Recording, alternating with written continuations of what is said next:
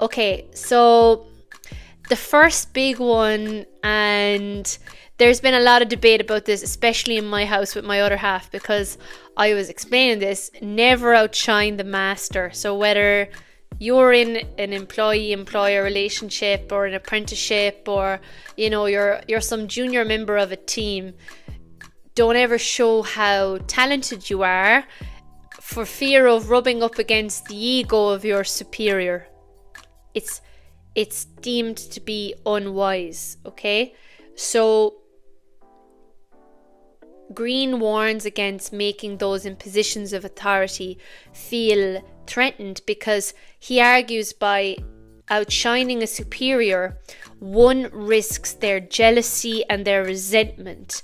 And this principle emphasizes the need for being subtle in ambition and self-promotion. And that kind of reminds me of, if you ever did Macbeth, he had ambition that o'erleaps itself. I remember having to learn that phrase off by heart for the Leaving Cert, and that was kind of a warning to us all. Don't be too ambitious, because people don't like it, when you get too big for your boots or whatnot.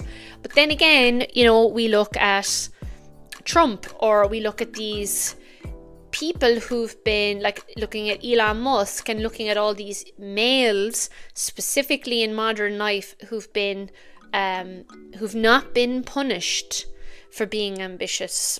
And it kind of makes you think, I don't know if that law necessarily stands anymore, especially in a world where people do really like self-assured, confident leaders. You know what I mean? Now, I guess what he's saying is, when you're in a junior position, keep your head down, kind of a thing, to which I agree to a certain extent, because at the end of the day, you might be very skillful, but you're not yet experienced as your superior, just by virtue of time.